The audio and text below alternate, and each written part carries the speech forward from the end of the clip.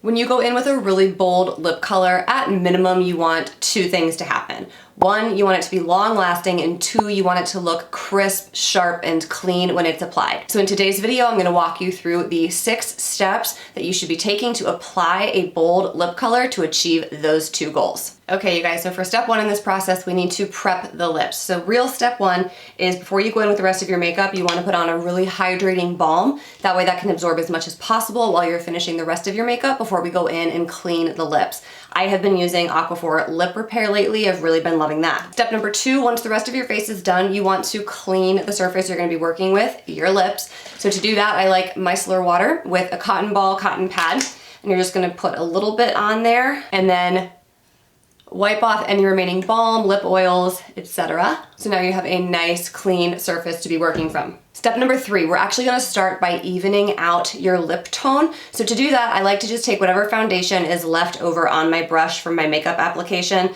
Today there's not much on there, so I'm just gonna grab a little bit from my beauty palette here. The idea is not to be slathering foundation all over your lips. You are just trying to neutralize them a little bit so you have a nice even canvas to go in with the lip color. So you're just lightly dabbing. Another important thing here, don't widen out into like a crazy like Joker grin, right? You can open your lips a little bit and kind of like get into all of the lines of your lips, but you want to keep your lips as close to their neutral position as possible throughout this entire process. So as you can see, I've now created a nice even neutral canvas there. So what we're going to do next is set that with a little bit of powder. Just a little bit, and this is just going to make sure that the foundation hangs onto your lips, and it's going to give the next layer of products something to grab onto. So very lightly, we've whacked off the excess, and we're just gonna, I like to go in with a patting motion first and then kick off any excess. Just like that. Set the powder aside. We are gonna come back to it. Let's see.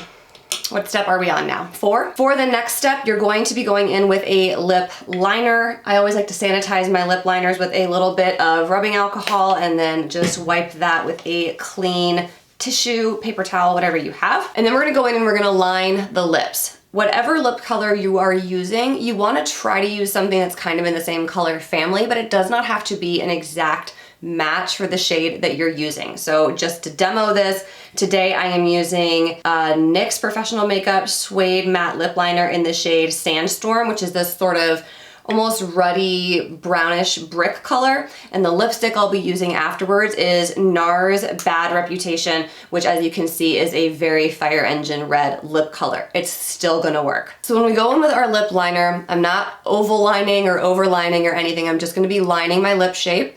Take your time, hold your lips again in a neutral position as you are lining them, and then we'll go on to the next step. Not quite dark enough. Okay, slight change of plans. That lip liner was not as dark as I wanted it to be, so I'm actually just switching it up.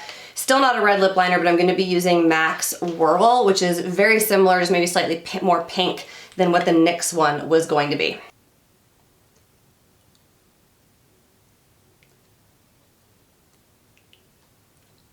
So once you have lined your lips, make sure you take that lip liner all the way into the corners. That will make it so that you have a nice base of color without needing to pack lipstick into the corners of your lips where it kind of likes to gather and then get stuck along your lip line. Now we're gonna take that same lip liner and we're actually gonna color in all of our lips. This is going to just double down on creating a nice grippy base for the lipstick, and it's gonna make it so that as your lipstick inevitably wears off bit by bit as you are drinking, eating, what have you, you have a nice color base that's gonna be underneath that lipstick, so it won't be as though you now have like bold lips around, or boldly lined lips and then naked lips in the center. So we're gonna go in and we're gonna color in with the lip liner all over the lip. It doesn't have to be super neat. And if you do have a red lip liner that you are using to do this, with a red lipstick of course, you are really doubling down on that vampy richness of the red color. Another trick is just to leave it like that if you want, and add a little bit of gloss in the center, and it's gripping onto that foundation and powder so nicely that you basically have like a liquid lipstick effect going on here. Now when you go in with a super bold lipstick, I don't recommend just smearing it right on your lips.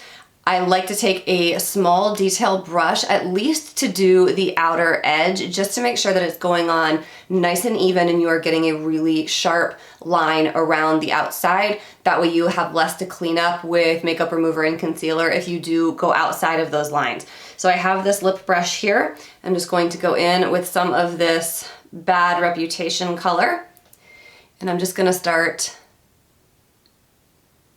following along the lines that I've made.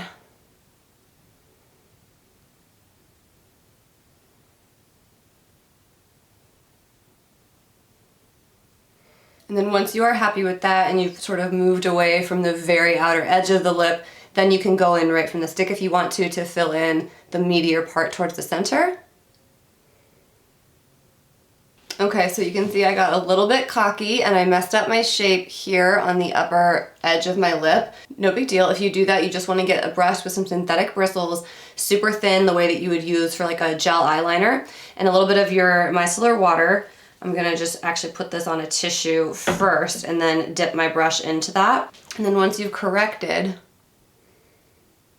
the outer edge, you can take a little bit of your foundation and concealer and just clean up very carefully to redefine that edge. So now that's going to dry down to about the finish that it's going to have, which is awesome. And then you have a couple of options here. If you want to, you can go in with a little bit of a gloss right towards the center of the lip to sort of make it a little bit poutier. But what I like to do after it's dried down is take a little bit more of that powder and tap it onto the lip. What we're essentially doing here is setting the lipstick. It's very important to do a tapping motion like that. You will have some transfer off on the brush, that's fine. You can reserve a brush just for this purpose, but it's going to keep that lipstick in place. And there you go. Now you have professionally applied bold lip color that is going to last regardless of what you are doing.